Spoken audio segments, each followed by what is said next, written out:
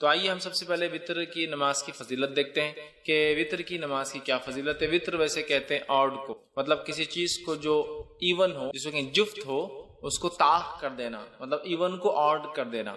جیسے کہ ہم نماز پڑھ رہے ہیں رات میں، اور نماز ہم پڑھتے ہیں 2 4 اس طرح سے ہوتی ہے، 2 2 2 2 جب ملتی جائیں گی تو اس کے بعد وہ ایون نمبر ہو جاتا ہے، جفت ہوتا ہے، تو اس کو طاق کرنے کے لیے، آڈ کرنے کے لیے جو ایک رکعت پڑھی جاتی ہے اس کو وطر کہا جاتا ہے، یاد رکھیں، ٹھیک ہے۔ تو بہرحال وطر جو ہے ایک مستقل عبادت ہے اور ایک مستقل نماز ہے۔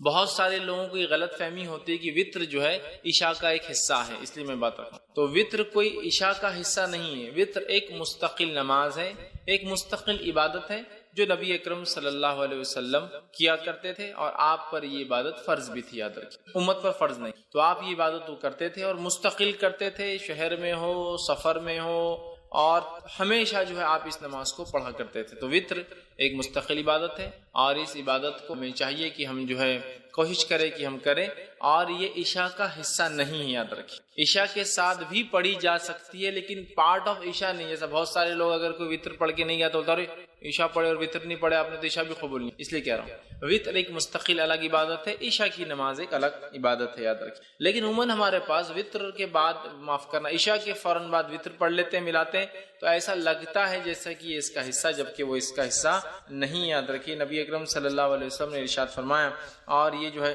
جامع ترمذی اور جو ہے سنن دارمی کی روایت، آپ نے فرمایا اور کہا، اللہ تعالیٰ نے ایک نماز کے ذریعے تمہاری مدد فرمائی ہے، اور وہ نماز وطر ہے، اسے عشاء اور طلوع فجر کے مابین بیچ میں پڑھا کرو۔ اللہ تعالیٰ نے ایک نماز کے ذریعے تمہاری مدد فرمائی ہے تو تم اس نماز کو عشاء کے بعد سے لے کر فجر کے پہلے تک پڑھا کرو۔ تو اس حدیث سے یہ بات واضح ہوگی، عشاء کا وطر کا وقت کیا ہے؟ عشاء کے بعد سے لے کر فجر کے پہلے تک۔ یہ کس کا وقت ہے؟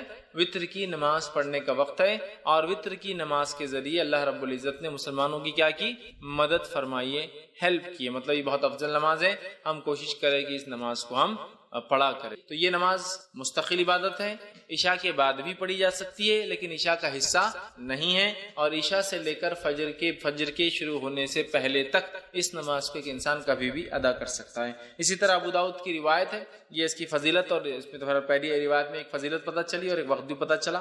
دوسری ایک روایت جو ابو داؤد کی، ترمذی کی اور نسائی میں بھی یہ روایت آتی ہے، اس حدیث کے الفاظ اس طرح سے، نماز وطر تمہاری جو ہے، حضرت علی رضی اللہ عنہ فرماتے ہیں، اور ان کا قول اور بعد میں حدیث بھی اس کے اندر ہے، وہ فرماتے اور کہتے ہیں، نماز وطر تمہاری فرض نمازوں کی طرح حتمی تو نہیں، وطر کی نماز تم لوگوں کے لیے فرض تو نہیں جیسا کہ فرض نمازیں ہیں۔ پھر وہ کہتے ہیں لیکن اللہ کے رسول صلی اللہ علیہ وسلم نے اپنایا، مطلب اس کو عمل کیا، اس کو پڑھا اور فرمایا، اللہ وطر طاق ہے، اللہ وطر ہے، طاق ہے، آڈ ہے، اور آڈ کو پسند کرتا ہے، واللہ وطر ویحب الوطر، اللہ آڈ ہے اور آڈ کو پسند کرتا ہے۔ اللہ آڈ مطلب اللہ ایک ہے، اور آڈ ڈیجٹس کو پسند کرتا ہے، اس لیے نبی اکرم صلی اللہ علیہ وسلم کا عمل اگر آپ دیکھیں تو آپ اکثر عمل کو آڈ کرتے تھے، 1 3 5، یہاں تک کہ آپ کھانے میں ویسے ہی کرتے تھے، کھجور کھاتے تو 1 کھاتے، 1 سے زائد ہوتے تو 3 کھاتے، 3 سے زائد کھاتے تو 5 کھاتے۔ چونکہ آڈ نمبر خصوصیت یہ ہے کہ جب اس کو ڈیوائیڈ کیا جاتا ہے تو اس کا ریمائنڈر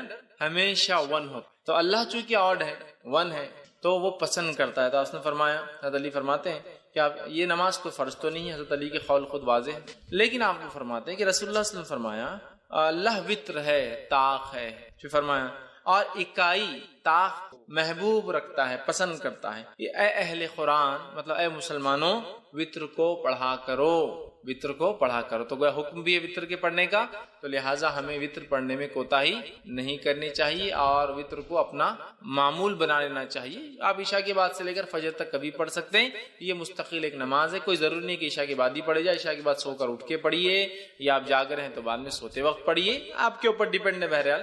تو یہ کوئی وہ نہیں ہے کہ آپ عشاء کے ساتھ ہی پڑھیں، لیکن عشاء کے بعد سے لے کر فجر تک، فجر کے پہلے تک آپ اس کو کبھی بھی پڑھ سکتے ہیں۔ اسی طرح جو ہے ابو داؤد کی، نسائی کی، اور جو ہے ابن حبان، دارقطنی اور دیگر حدیثوں میں جو الفاظ آتے ہیں اس میں سے ایک لفظ یہ، الوطر حق، وطر حق ہے، مطلب وطر ضروری ہے، وطر کو پڑھا کرو، بلا وجہ چھوڑا نہ کرو، تاکید ہے۔ دوسری کی روایت میں فرمایا اور کہا، الوطر حق علی کل، وطر حق ہے ہر مسلمان کے اوپر، مطلب اے مسلمانوں وطر تم پر حق ہے، جتنا ہو سکے وطر کو पढ़ा करो। तीसरी रिवायत ने फरमा रखा अलवित्र हक वलैसा बिवाजिब, वित्र हक है, जरूरी है, लेकिन वाजिब नहीं है। ठीक, तो यहाँ देखिए नबी अकरम सल्लल्लाहु अलैहि वसल्लम ताकीद कर रहे हैं वित्र के ताल्लुक से, और ये ताकीद कर रहे हैं कि वित्र वाजिब नहीं है लेकिन उसको पढ़ा करो इसलिए कि वह हक है।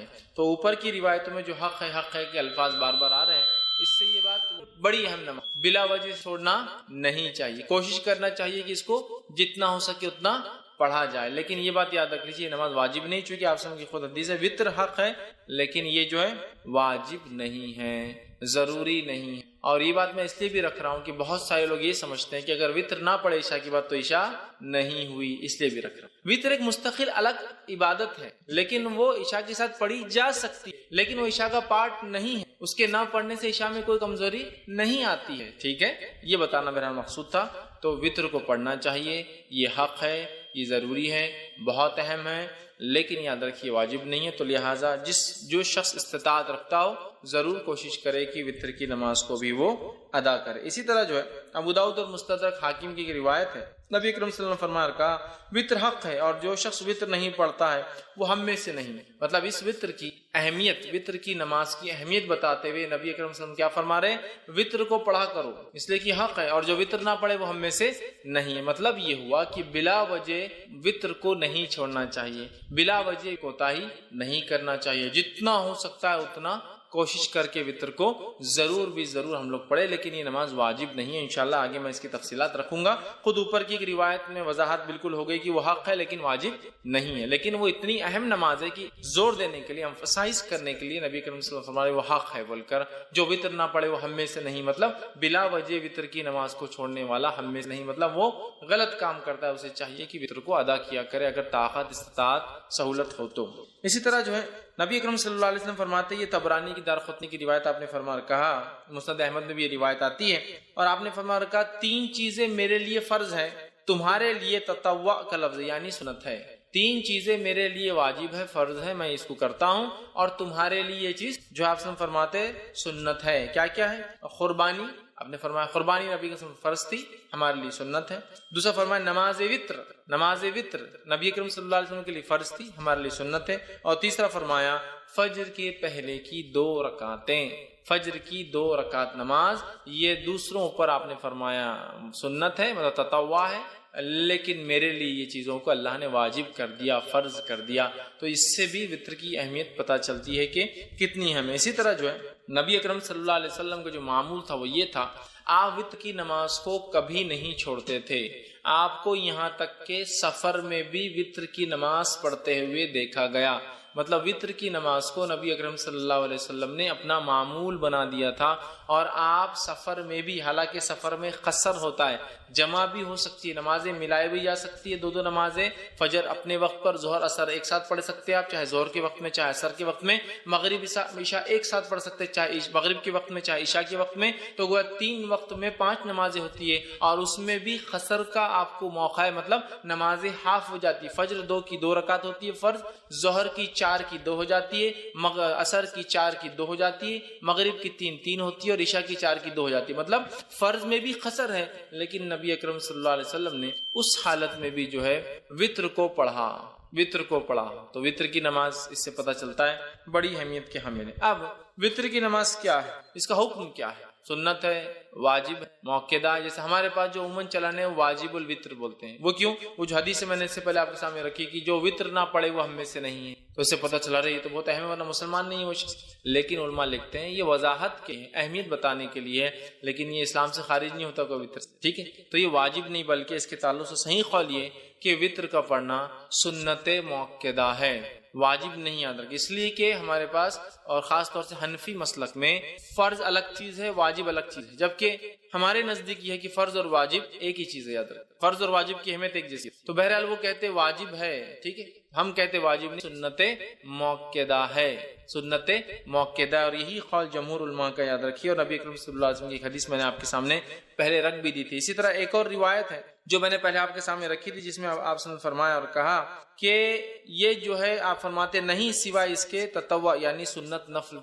पढ़े, मतलब वित्र की नमाज ये जो है ये सुन्नत है, सुन्नत मौकेदा है। एक रात ने फरमाया मुझ पर फर्ज है और तुम लोगों पर تطوع، تم لوگوں پر کیا ہے؟ سنت ہے، تم لوگوں پر یہ نماز فرض نہیں ہے۔ تو اس سے پتہ چلا یہ نماز واجب نہیں بلکہ سنت موقدہ ہے، ٹھیک ہے۔ اسی طرح امام مالک جو ہے اور مسند احمد کے اندر روایت آتی ہے، عبادہ بن صامت رضی اللہ عنہ اس کے راوی فرماتے اور کہتے ہیں کہ جس کے اندر آپ صلی اللہ علیہ وسلم نے فرمایا کہ یہ تطوع، یہ نماز سنت ہے نہ کہ تم پر فرض، تو بلکہ یہ جس کو ہم کہیں گے عام زبان میں سنت موقدہ جو کہتے ہیں نا، ایسی سنت جس کو نبی اکرم صلی اللہ علیہ وسلم نے ہر حال میں کرنے کی کوشش کی، یہ نماز ایسی ہے، یاد رکھیے وتر۔ اب وتر کی نماز کا وقت کب شروع ہے اس کے تعلق سے دیکھ لیتے ہیں۔ تو میں سمجھتا ہوں پہلی حدیث میں نے درس کی ابتدا میں جو بتائی واضح ہے کہ یہ نماز کے ذریعے اللہ نے ہماری مدد کی، اور یہ نماز عشاء کے بعد سے لے کر فجر کے پہلے تک پڑھی جا سکتی ہے، ٹھیک۔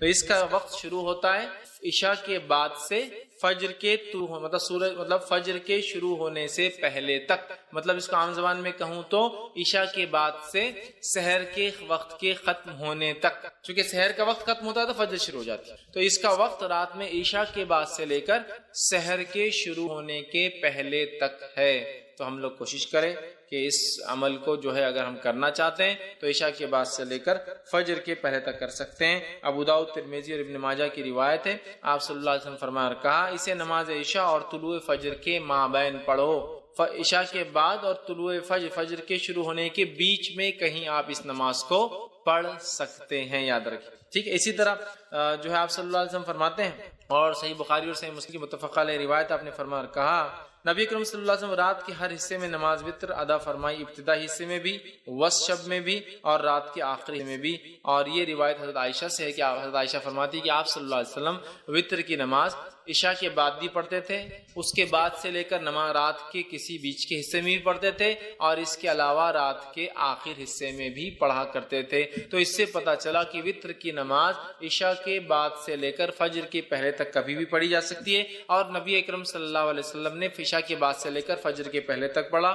اسی طرح ایک دوسری روایت صحیح بخاری اور صحیح مسلم کی، آپ نے فرمایا اور کہا اور آپ صلی اللہ علیہ وسلم نے جن دنوں میں وفات پائی، مطلب یہ روایت بھی عائشہ فرماتی اور کہتی ہے اس روایت میں کہ جن دنوں میں نبی اکرم صلی اللہ علیہ وسلم وفات پائی ان دنوں میں آپ آخری حصے سحر کے وقت وتر کو پڑھا کرتے تھے۔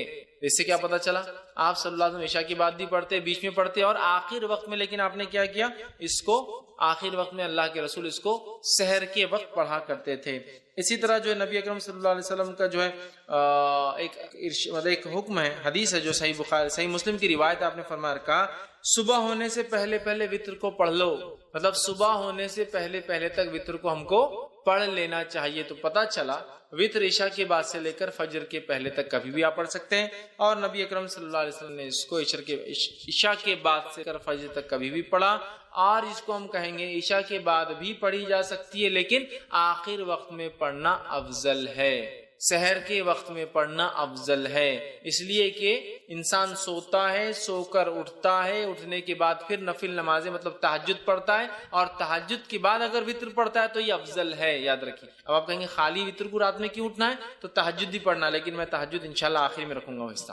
تو یہ جو وتر کو ہم کہہ رہے ہیں آخری وقت میں پڑھنا افضل ہے، اس سے مراد ہے آخری وقت میں انسان رات میں اٹھے، تہجد کی نماز پڑھے، تہجد کے بعد اپنی وتر پڑھ لے۔ صحیح مسلم کی روایت ہے، ماں عائشہ رضی اللہ عنہا سو جاتی تھی، آپ سب ان کو اٹھاتے تھے اور کہتے عائشہ اٹھ اور وتر پڑھ لے، مطلب تہجد ادا کر، اور تہجد ادا ہونے کے بعد اپنی وتر کی نماز، چونکہ عموماً صحابہ آخر وقت میں وتر پڑھتے تھے، چاہے تہجد کے وادی تھے، لہٰذا چونکہ تہجد ایک بہت افضل عمل ہے، یاد رکھیے بہت افضل، نفل نمازوں میں سب سے افضل نماز ہے یہ، تو لہٰذا وہ لوگ روکے رکھتے تھے اپنی نماز کو، وتر کو، اور تہجد میں اٹھتے تھے، تہجد میں اٹھنے کے بعد وتر پڑھتے تھے، تو اللہ کے رسول صلی اللہ علیہ وسلم ماں عائشہ کو اٹھاتے تھے تاکہ وہ اپنی وتر ادا کرے، مطلب تہجد پڑھ لے اور اس کے بعد وتر بھی ادا کرے۔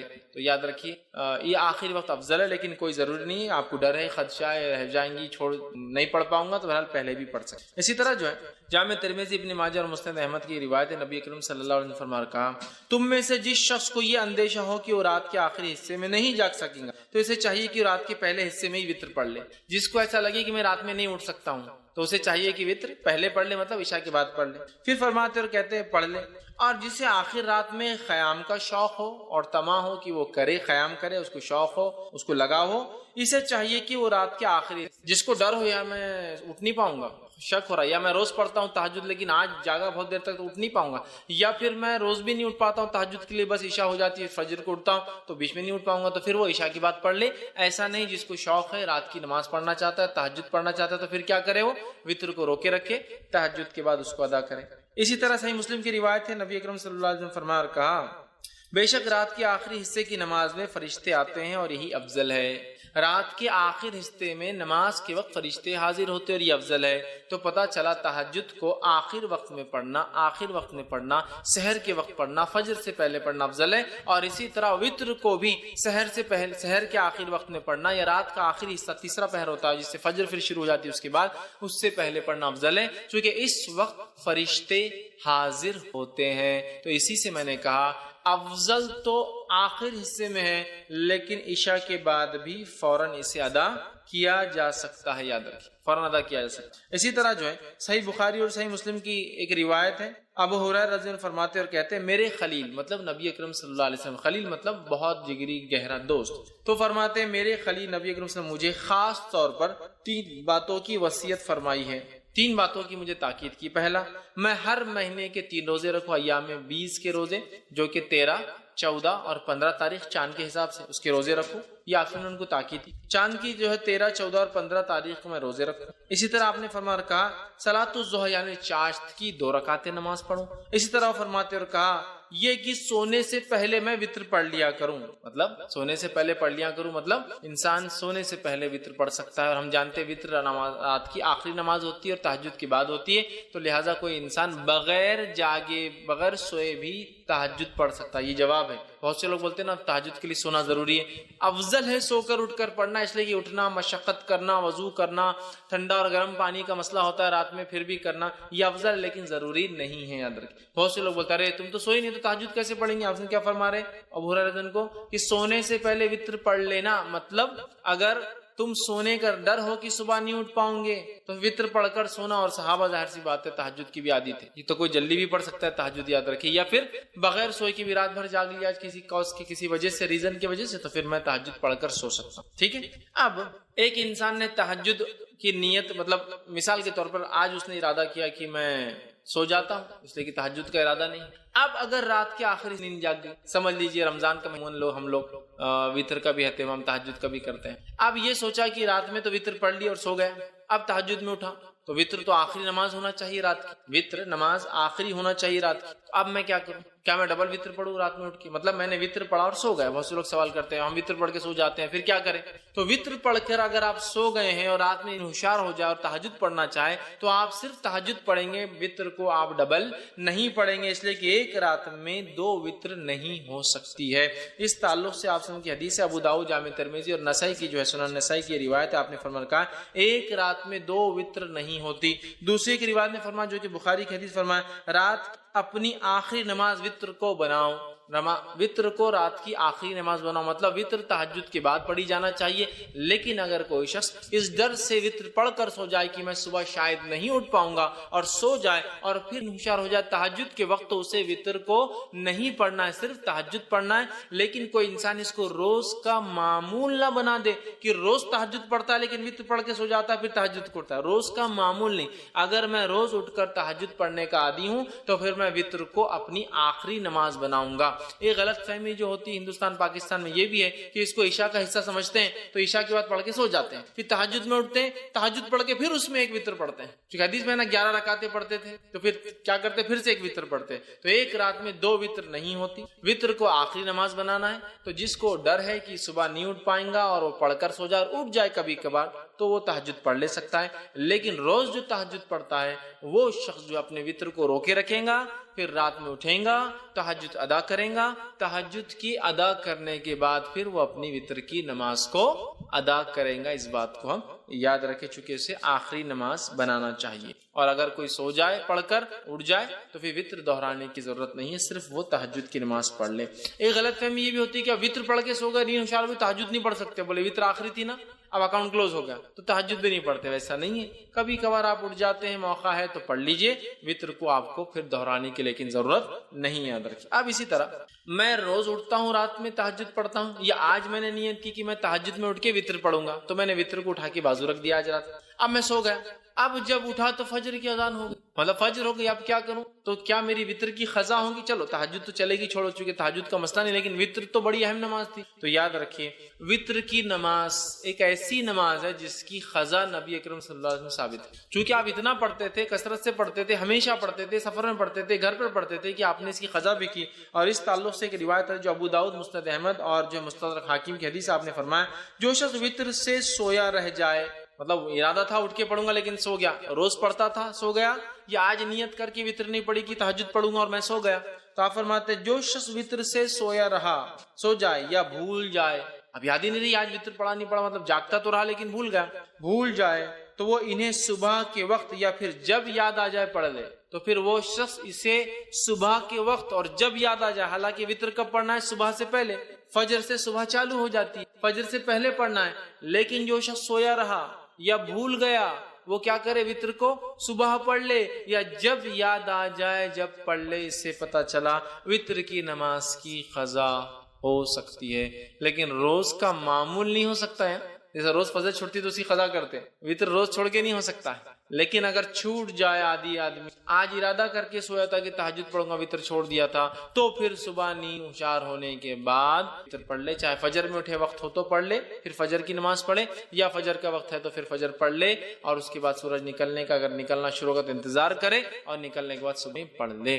تو اس سے پتہ چلا وتر کی نماز کو قضا بھی کیا جا سکتا ہے، لیکن معمول نہ ہو، بلکہ جو ہمیشہ پڑھتا اور چھوٹ جائے تو، ورنہ آپ جو ہمیشہ ہی کریں گے اس کی قضا ویسا نہیں، یہ فرائض میں سے نہیں، یاد رکھ، ٹھیک ہے۔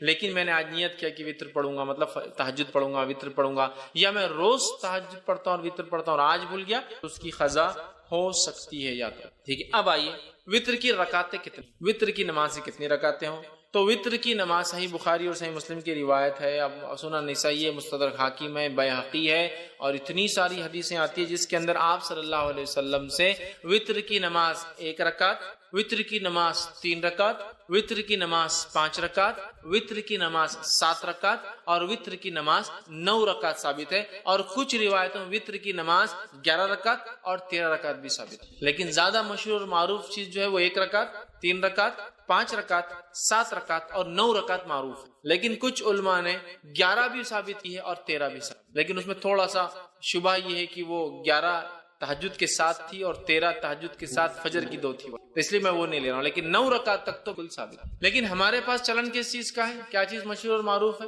ہم لوگوں کے پاس جو ہے 3 رکعت مشہور، کوئی ایک پڑھ لے تو بھی وہ خارج ہو جاتا ہے، مطلب دھکے دھکے پر لوگ اسلام سے خارج ہو جاتے ہیں، مسلک سے خارج ہو جاتے ہیں، بے دین ہو جاتے ہیں۔ 1 رکعت بھی ثابت ہے، لیکن 3 معروف، لیکن 3 ضروری نہیں، یاد رکھیے، 1 بھی، 3 بھی، 5 بھی، 7 بھی اور 9 رکعتوں تک پڑھ سکتے ہیں۔ اب آئیے ایک کے بعد ایک ہم دیکھتے ہیں یہ نماز، اس کی دلیل اور اس کے بعد اس کا طریقہ، یہ 1 کیسی پڑھیں گے، 3 کیسی پڑھیں گے، 5 کیسی پڑھیں گے، 7 کیسی پڑھیں گے اور 9 رکعت کیسی، ٹھیک ہے۔ جو آدمی کی جیسی سہولت، صحت، حالات کے اعتبار سے 1 پڑھے، 3 پڑھے، 5 پڑھے، 7 پڑھے، 9 پڑھے، ٹھیک ہے۔ یہ تہجد کی رکعتوں کے علاوہ ہے۔ تہجد کی رکعتیں کتنی؟ انشاءاللہ تہجد پورا الگ سے ایک چیپٹر ہے، وہ لوں گا جب بتاؤں گا۔ اب آئیے 1 رکعت کے تعلق صحیح بخاری اور صحیح مسلم کی روایت ہے، نبی اکرم صلی اللہ علیہ وسلم رات کی نماز جو ہے 2 رکعتیں کرتے تھے، اور جب جو ہے آپ نے فرمایا تمہیں صبح ہونے کا اندیشہ ہو تو اسے 1 رکعت کر لو، مطلب آپ صلی اللہ علیہ وسلم فرمایا، کہا جب آپ سے پوچھا گیا تو آپ نے فرمایا رات کی نماز 2 رکعتیں کر کے ہیں، مطلب 2 کر کے پڑھنا چاہیے، پھر آپ نے فرمایا جب تمہیں صبح ہونے کا ڈر ہو تو کیا کرو، پھر 1 رکعت ادا کر لو، تو اس سے پتہ چلا 1 رکعت بھی وتر پڑھی جا سکتی ہے۔ اسی طرح ابو داؤد، سنن نسائی اور سنن ابن ماجہ کی روایت ہے، آپ صلی اللہ علیہ وسلم نے وتر ہر مسلمان کا حق کہا، مطلب ثابت ہے، کرنا چاہیے۔ جو شخص 5 رکعتیں پڑھنا چاہے وہ 5 پڑھ لے، جو شخص 3 پڑھنا چاہے پسند کر 3 پڑھ لے، اور پھر جو صرف 1 ہی وتر پڑھنا چاہے تو 1 ہی پڑھے۔ اس حدیث میں کتنے لفظ آگے؟ 5 پڑھنا چاہے 5 پڑھے، 3 پڑھنا چاہے 3 پڑھے، 1 ہی پڑھنا چاہے تو 1 ہی پڑھے۔ تو 5 کے لفظ حدیث میں آ گئے، 3 کے لفظ حدیث میں آ گئے اور 1 کی لفظی حدیث میں آ گئے، تو 1 رکعت بھی پڑھی جا سکتی ہے۔ اسی طرح بہت سارے صحابہ کا عمل تھا جس میں سے ایک معروف ہے، جیسا کہ جو ہے معاویہ بن ابی سفیان رضی اللہ عنہ، یہ جو ہے 1 رکعت ہی ہمیشہ پڑھا کرتے تھے، ٹھیک۔ اب اسی طرح 3 رکعت والی روایت ہم دیکھ لیتے ہیں، تو اسی طرح جو ہے صحیح بخاری اور صحیح مسلم کی روایت ہے، عائشہ رضی اللہ عنہا فرماتی اور کہتی ہیں نبی اکرم صلی اللہ علیہ وسلم قیام اللیل کرتے، رات کی نماز پڑھتے اور پھر آخر میں 3 رکعت ادا کرتے، ٹھیک، 3 رکعت ادا کرتے اور 3 رکعت وتر پڑھتے قیام اللیل کے بعد، تو اس روایت میں آ گئے 3 کے الفاظ تو 3 پڑھی جا سکتے. اسی طرح صحیح مسلم کی، جامع ترمذی کی اور سنن نسائی کی روایت آپ نے فرمایا، حضرت عائشہ فرماتی آپ قیام اللیل کرتے، پھر آپ نے 3 وتر پڑھتے تھے. مطلب آپ پہلے قیام اللیل کرتے، اس کے بعد 3 وتر پڑھتے تھے. تو یہاں 3 کے لفظ آ گئے. اسی طرح نبی اکرم صلی اللہ علیہ وسلم 5 رکعت بھی ثابت ہے، جو میں نے آپ کے سامنے رکھی، جیسا کہ صحیح بخاری کی روایت ہے اور صحیح مسلم میں بھی روایت متفق علیہ. حضرت عائشہ رضی اللہ عنہا فرماتی آپ نے فرمایا کہا کہ نبی اکرم صلی اللہ علیہ وسلم رات کو 13 رکعتیں پڑھا کرتے تھے اور ان میں سے 5 وتر ہوتے اور آپ صلی اللہ علیہ وسلم ان 5 وتر کے مابین بیٹھتے تھے، بیٹھتے نہ تھے بلکہ صرف آخر میں تشہد کرتے تھے. ٹھیک، تو اس سے پتا چلا کہ جب کوئی انسان وتر پڑھے اور 1 رکعت پڑھتا ہے تو ظاہر سے 1 رکعت کے بعد وہ قاعدہ کرے گا. 3 رکعت پڑھتا ہے تو تیسری رکعت میں قاعدہ کریں گا، صرف تیسری رکعت میں قاعدہ کریں گا. اور اس حدیث میں آ رہا ہے 5 پڑھتے اور صرف 5ویں رکعت میں قاعدہ کرتے. 1 پڑھے تو 1 میں قاعدہ ہوگا، 3 پڑھے تو آخری رکعت میں تیسری میں قاعدہ، اور 5 پڑھے تو کب کرنا قاعدہ آپ کو؟ 4 رکعت آپ کنٹینیوس پڑھیں گے بغیر قاعدے کے. 2 ہو گئی کھڑے ہو جائیں گے، تیسری ہو گئی، چوتھی ہو گئی کھڑے ہو جائیں گے، 5ویں کے بعد آپ قاعدہ کر کے تو 5 رکعت میں صرف آخری میں قاعدہ کرتے. تو اس حدیث کے اندر الفاظ کیا کہ آپ 5 پڑھتے اور 5 میں مابین بیٹھتے نہیں، مطلب سلام نہیں پھیرتے، بلکہ مطلب قاعدہ بھی نہیں کرتے، سلام بھی نہیں پڑھتے، سیدھا کھڑے ہو جاتے اور 5ویں میں تشہد کے لیے آخر میں بیٹھتے. اسی طرح 7 رکعت والی روایت آئیے دیکھتے ہیں. سنن نسائی کی، ابن ماجہ، مسند احمد کی روایت ہے. عائشہ رضی اللہ عنہا فرماتی اور کہتی ہے نبی اکرم صلی اللہ علیہ وسلم کبھی 7 اور کبھی 5 وتر پڑھتے تھے اور ان سب کے درمیان میں سلام و کلام سے فصل نہیں کرتے تھے. مطلب پوری رکعتیں 5 یا 7 ایک ساتھ پڑھتے تھے اور بیچ میں سلام بھی نہیں کرتے اور بات بھی نہیں کرتے. فصل مطلب گیپ نہیں دیتے تھے، کنٹینیوسلی پڑھتے تھے. تو 7 رکعتیں پڑھنا ہے تو 7 رکعتوں میں کیا کرنا پڑے گا آپ کو؟ سلام کب کرنا پڑے گا؟ 7th رکعت میں، تیسری میں آخری تیسری رکعت میں، 5ویں میں آخری 5ویں رکعت میں، 7ویں میں آخری 7ویں رکعت میں آپ قاعدہ کریں گے. اب آئیے 9 رکعت والی روایت دیکھ لیتے ہیں. تو صحیح مسلم کی روایت ہے، ابو داؤد کی، سنن نسائی کی، مسند احمد کی روایت ہے. نبی اکرم صلی اللہ علیہ وسلم کے تعلق سے ماں عائشہ رضی اللہ عنہا فرماتی اور کہتی ہے آپ صلی اللہ علیہ وسلم نے 9 رکعتیں پڑھی، اس طرح پڑھتے کہ ان کے مابین صرف 8ویں رکعت میں تشہد کے لیے بیٹھتے. تو پتہ چلا 9 رکعت پڑھنے کا طریقہ تھوڑا سا الگ ہے باقی سے. 3 رکعت میں تیسری رکعت میں قاعدہ، 5 رکعت میں 5ویں رکعت میں قاعدہ، 7 رکعت میں 7ویں رکعت میں قاعدہ، 9 رکعت میں 8ویں رکعت میں قاعدہ، پھر کھڑے ہو کے 1 رکعت اور پھر 9ویں رکعت میں قاعدہ. 9 رکعت والی وتر اگر آپ پڑھتے ہیں تو 8 کنٹینیو پڑھیں گے، 8ویں رکعت میں قاعدہ کریں گے، پھر کھڑے ہوں گے، سلام نہیں پھیریں گے، پھر 9ویں رکعت پڑھ کے 9ویں رکعت میں قاعدہ. مطلب 9 رکعت میں 2 قاعدے ہیں. 7 رکعت میں 1 قاعدہ، 5 رکعت میں 1 قاعدہ، 3 رکعت میں 1 قاعدہ، 1 رکعت میں تو 1 ہی قاعدہ ہوگا ظاہر سی بات ہے. لیکن 9 رکعت والی نماز میں 8ویں میں قاعدہ اور 9ویں میں 1 قاعدہ. تو آپ یہ نماز کو 9 رکعت تک پڑھ سکتے تھے. میں اس کے آگے اور بھی روایتیں نہیں رکھوں گا آپ کے سامنے 11 اور 13 کی، تھوڑا سا اس میں کنفیوز بھی ہوتا ہے، لیکن 9 رکعت تک بالکل علماء کے بغیر کسی اختلاف کے اتنی باتیں ثابت ہیں. لیکن اس سے زائد بھی کو پڑھتا ہے تو ہم اس کو برا نہیں کریں، چونکہ اس میں اختلاف ہے اور بہت سارے آثار ملتے ہیں کہ ایسا صحابہ نے کیا. ٹھیک ہے، تو 9 رکعت کا طریقہ میں نے آپ کو 9 رکعت تک ہم نے دیکھ لیا. اب وتر کی جو ہے ادائیگی کا طریقہ کیا ہوں، اس کو کیسے ادا کیا جائے گا؟ تو وتر کو ادا کرنے کا طریقہ یہ ہے کہ آپ رات میں اٹھیں گے اور تہجد پڑھیں گے. چونکہ یہ نماز وتر کی بات ہو رہی ہے، رات کی نماز کی بات. ٹھیک، اور وتر کی نماز جو ہے قیام اللیل کی بعد آپ سے پڑھتے ہیں، تہجد کی بات پر. تو آپ رات میں اٹھنے کے بعد 2، 4، 6 یا 8 رکعتیں آپ نماز پڑھیں گے، 2 کر کے 2 یا 4 یا 6 یا 8 رکعت نماز پڑھیں گے. ان نمازوں کے بعد 1 یا 3 یا 5 یا 7 یا 9 رکعت وتر. ہوگی بات ختم. یہ طریقہ ہے. پہلے آپ تہجد کے لیے اٹھیں گے، تہجد کی نماز پڑھیں گے جو کہ 2 یا 4 یا 6 یا 8 رکعت زیادہ سے زیادہ. یہ پڑھنے کے بعد آپ 1 رکعت یا 3 رکعت یا 5 رکعت یا 7 یا 9 رکعت وتر گے.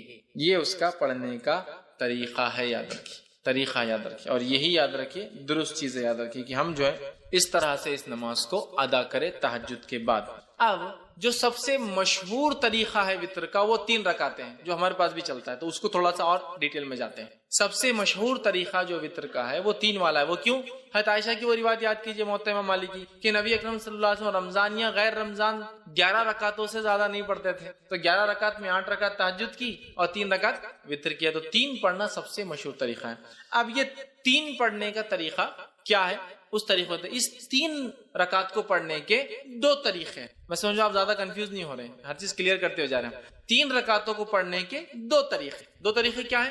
2 سلام سے 3 रकात या एक सलाम से 3 रकात। थोड़ा उसको और वजाहत करता हूं, 2 सलाम और 2 कायदे से 3 रकात या एक सलाम और एक कायदे से 3 रकात। तरीका बताता हूं। पहला तरीका, आप नमाज वितर के लिए खड़े हुए, आपने तकबीर कही, हाथ बांध लिया, अब आप नमाज पढ़ते हैं 2 रकात। 2 रकात नमाज खत्म होने के बाद कायदा करते हैं, कायदे के बाद आप अस्सलाम वालेकुम, अस्सलाम वालेकुम, कितनी रकात हुई? 2। फिर 2 के बाद आप खड़े होते 1 रकात की नियत से, फिर आप रकात बांधते हैं, 1 रकात पढ़ के कायदा करते हैं अस्सलाम वालेकुम रहमतुल्लाह, अस्सलाम वालेकुम रहमतुल्लाह।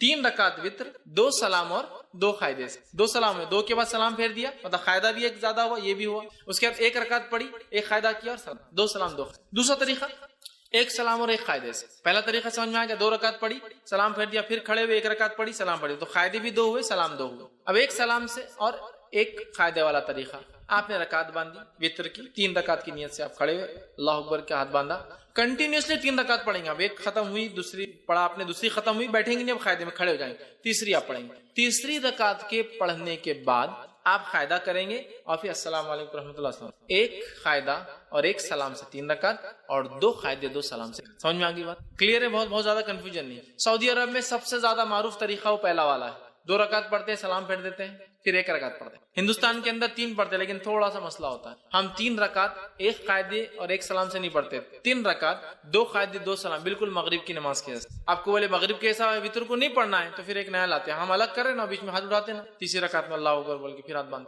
हालांकि हर तरफ तो रफेदन मनसूख हो गया बोलते हैं यहाँ, लेकिन साबित करते हैं। बाकी जगह रफेदन कर बोलते मनसूख हो गया, गलत है, और यहाँ बोलते यहाँ है, फिर कैसा मनसूख हुआ? यहाँ तो है बाकी। तो बहरहाल अलग करने से मुराद, मगरिब से वितर को अलग करने से मुराद ये नहीं कि मनमाने तरीके से अलग करो, जो बताया गया वो ये है कि कायदा 1 करो और 1 सलाम, या फिर 2 कायदे, मतलब फिर 2 रकात पढ़ के सलाम फेर दो, फिर 1 रकात पढ़ो, ये माना है उसका। लेकिन हमारे पास इल्म कम और तासुब ज्यादा होता है। तासुब मतलब क्या? अरे फैज में ऐसा बोलती है, इनका मसलक तो अलग ही थी, अपने से हट के तरीका बता रहे। मेरे भाई, ये इल्म है, दिस इज नॉलेज। इल्म को हमको हासिल करना है। बहुत सारी बात हमको नॉलेज नहीं होता किसी चीज का, तो इसका मतलब ये नहीं कि हमारा मसला अलग है, हम भटक गए, बल्कि हमारी कमजोरी थी, हमारी जहालत थी कि हमने इल्म हासिल नहीं किया। ठीक है, तो लिहाजा 3 रकात के दोनों तरीके मैंने आपको बता दिए और दोनों सुन्नत से साबित है। लेकिन तीसरी रकात में खड़े होकर सूरह फातिहा और वगैरह पढ़कर फिर अल्लाह अकबर के हाथ उठा के फिर से बांधना, ये सुन्नत से साबित नहीं है। इस ताल्लुक से आप समझे कुछ भी साबित नहीं, न सही न ज़ईफ। खास तौर से उठा के फिर बांधना न सही साबित है न ज़ईफ। लिहाजा मैं कहूंगा आपको अगर 3 एक साथ पढ़ना है तो एक कायदे से पढ़िए, आखिरी रकात में आपको कोई डबल से हाथ नहीं उठाना है बीच में। अब फिर वो दुआ खुनूत कैसे करना, फिर फर्क कैसे करना, दुआ खुनूत की तरफ मैं जा रहा हूँ। पहले मैं तरीके बताना चाह रहा था, तो हो गया 3 वितर का तरीका, 2 तरीका 3 वितर के, ये मैं समझता हूँ वाज़ेह हो गई। और नबी अकरम सल्लल्लाहु अलैहि वसल्लम से बहुत सारी हदीसों में बात, सब जैसे सही मुस्लिम की और सही बुखारी की रिवायत मुत्तफ़क़ अलैह। अब्दुल्लाह बिन उमर रज़ियल्लाहु अन्हुमा फरमाते आप सब रात की नमाज को 2-2 रकातें करके पढ़ते थे और आखिर में 1 रकात वितर पढ़ते थे। 2-2-2-2-2-2 मतलब 5 सलाम हो गए, उसके बाद आप खड़े होते और 1 पढ़ते, और टोटल हुई 11 रकात। ठीक है, तो ये तरीका है और एक साथ पढ़ने का भी आपसे मिलता है। इसी तरह रकाते वित्र में क्या खिलत कर सकते, तो रकाते वित्र में सूरह फातिहा के बाद आप कुछ भी खिलत कर सकते। और वित्र की रकात की खुसूसियत यह है कि इसमें तीसरी रकात में भी आपको ज़मी सूरा मिलाना है।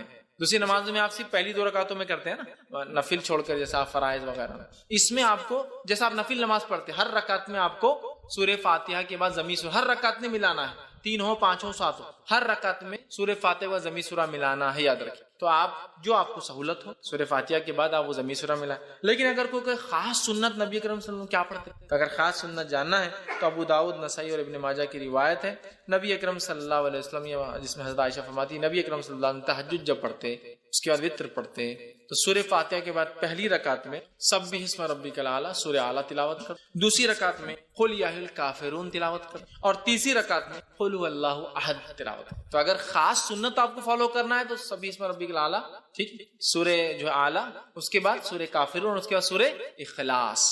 ठीक, एक रिवायत में ये भी मिलता है कि नबी अकरम सल्लल्लाहु अलैहि वसल्लम आखिरी रकात में सूरह इखलास, सूरह फलक और सूरह नास तीनों मिलाकर पढ़ते हैं। तो आप चाहे तो ये भी कहें, सूरह फलक, सूरह इखलास, कुल हुवल्लाहु अहद, कुल अऊज़ु बिरब्बिन फलक, कुल अऊज़ु बिरब्बिन नास, तीनों आप पढ़ते थे। ये रिवायत भी मिलती है। लेकिन अगर आपको ये सब याद भी नहीं है तो आपको जो पढ़ना है पढ़िए, इस्लाम आपको रोकता नहीं। पहली रकात में सूरह इखलास पढ़ लीजिए, दूसरी रकात में सूरह फलक पढ़िए, तीसरी रकात सूरह नास, को मसला नहीं, क्योंकि आपको ये अगर 3 याद है। लेकिन जिसको याद हो और चाहता है कि सुन्नत की इत्तिबा करे तो ये अच्छा है कि वो सूरह आला, सूरह काफिरून, सूरह इखलास। लेकिन यहाँ एक चीज वाज़ेह कर दूं, इसके अलावा भी इमाम पढ़े तो उसमें कोई हर्ज और गलती नहीं, वरना बहुत से लोग आते हैं, हमारा मनहज गलत दिख रहा थोड़ा, اس میں کیا ہے، پڑھ سکتا ہے آدمی. بہت سارے لوگ ایسے ہوتے ہیں کہ ذرہ برابر سورہ بھی الگ ہو تو بولتے تم نے گڑبڑ کی کچھ. جو سہولت ہو قرآن کا، جو حصہ آسان ہو وہ پڑھے، لیکن کوئی اگر اتباع کرنا چاہتا ہے کہ نبی کیا پڑھتے تھے آپ سب یہ پڑھتے تھے، لیکن ضروری نہیں ہے، قرآن کا جو یاد ہے آپ کو پڑھ سکتے ہیں تو آپ یہ پڑھتے. اور ایک روایت میں آتا ہے کہ آپ آخری رکعت میں سورہ اخلاص، سورہ فلق اور سورہ ناس تینوں کی تلاوت کیا کرتے. اسی طرح آپ صلی اللہ علیہ وسلم کے تعلق سے مسند احمد، نسائی اور ابن ماجہ کی روایت آتی ہے کہ نبی اکرم صلی اللہ علیہ وسلم 3 رکعت وتر سے فارغ ہونے کے بعد سلام پھیرتے. سلام پھیرنے کے بعد 3 مرتبہ یہ الفاظ ادا کرتے سلام کے بعد، سبحان الملک قدوس. 3 بار یہ الفاظ ادا کرتے، سبحان الملک قدوس، سبحان الملک قدوس، سبحان الملک قدوس. یہ 3 بار پڑھتے. اور ایک روایت میں آتا ہے کہ نبی اکرم صلی اللہ علیہ وسلم سبحان الملک القدوس 2 بار آہستہ پڑھتے اور تیسری بار تیز پڑھتے. مطلب جس کو حضرت عائشہ فرماتی ہم سن سکتے تھے، مطلب 2 بار پڑھتے سبحان الملک قدوس، سبحان الملک قدوس، سبحان الملک قدوس 3 بار. اور اس میں بھی آتا ہے کہ روایت میں جب آپ آخری بار تیز پڑھتے تو یوں پڑھتے کہ القدوس کو لمبا کھینچتے، سبحان الملک القدوس لمبا کھینچتے.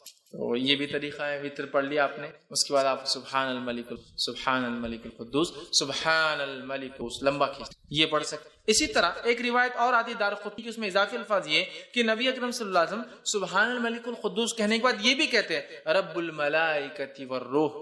سبحان الملک القدوس کا معنی ہوتا ہے پاک ہے وہ بادشاہ صاحب. ٹھیک. اسی طرح رب الملائکۃ والروح جو رب ہے فرشتوں کا اور جبرائیل، یہ بھی آپ اضافہ کیا کرتے تھے. تو اگر آپ کو یہ بھی پڑھنا ہے تو ہمارے پاس یہ عموماً ہر 4 رکعت تراویح کے بعد پڑھتے اور بہت لمبا لمبا پڑھتے، اس میں اور بھی اضافہ ہے. ٹھیک ہے، لیکن یہ تو وتر کے بعد ثابت ہے. 3 بار سبحان الملک القدوس، 2 آہستہ 1 تیز، اور آخر کا کھینچتے ہوئے ذرا لمبا کرتے ہوئے. ٹھیک ہے. اس کے بعد رب الملائکۃ والروح یہ بھی آپ اس کے ساتھ اضافہ کر سکتے ہیں. اب دعائے قنوت پہ آ جاتے ہیں. دعائے قنوت اس کی حیثیت کیا ہے، پڑھنا اور نہیں پڑھنے کا کیا معاملہ ہے، اور کب پڑھا جائے. دعائے قنوت یہ وتر کی نماز کا میں پڑھنا ضروری نہیں ہے. یہ پہلے کلیئر کر دیں. بہت سے لوگ وتر نہیں پڑھتے کہ دعائے قنوت یاد نہیں ہے، تو کلیئر کر دیتا. دعائے قنوت کا وتر میں پڑھنا ضروری نہیں ہے. یہ ایک سہولت ہے، اللہ نے مدد کی اس نماز سے، تو اس سہولت کا فائدہ اٹھائے جو اٹھانا چاہتا ہے، لیکن کمپلسری نہیں ہے. دونوں باتیں سمجھ میں آ رہی ہے. میں ٹریول کر رہا ہوں، مجھے پرمیشن ہے کہ میں 10-20 کلو سامان لے جا سکتا ہوں، لیکن میں نہیں لے جا رہا ہوں. سہولت تو ہے، میں نہیں اٹھا رہا ہوں فائدہ، لیکن سہولت ہے. ضروری نہیں. کیوں میں کہہ رہا ہوں، میں یہ نہیں کہہ رہا ہوں مت پڑھو، میں یہ کہہ رہا ہوں بہت سارے لوگ یہ دعا یاد نہیں بول کے نماز ہی نہیں پڑھتے. تو نماز مت چھوڑو، یہ تو مستقل عبادت ہے. دعا اس کا ایک پارٹ ہے، لیکن کمپلسری پارٹ نہیں. اٹیچ ہو جائے تو بھی چلے گا، ڈیٹیچ نہیں بھی اٹیچ ہوگا، نکال بھی دیا جائے تو بھی چلتا ہے. تو یہ دعا کی کیا حیثیت ہے دعائے قنوت کی؟ پڑھے تو اچھی بات ہے، نہ پڑھنے سے انشاءاللہ کوئی فرق نہیں پڑتا آپ کی وتر پر، نماز پر. ٹھیک ہے. تو اسے پڑھنے کی دعائے قنوت کے 2 طریقے، دونوں طریقے بہرحال جو انسان چاہے اس پہ عمل کر سکتا. دعائے قنوت رکوع سے پہلے اور دعائے قنوت رکوع کے بعد. پہلے تو کلیئر کر دیا میں دعائے قنوت پڑھنا کمپلسری نہیں، لیکن پڑھ سکتا. دعائے قنوت رکوع سے پہلے اور دعائے قنوت رکوع کے بعد. اس کا طریقہ کیا ہے؟ آپ نے رکعت باندھی، سورہ فاتحہ ضمی سورہ ملایا.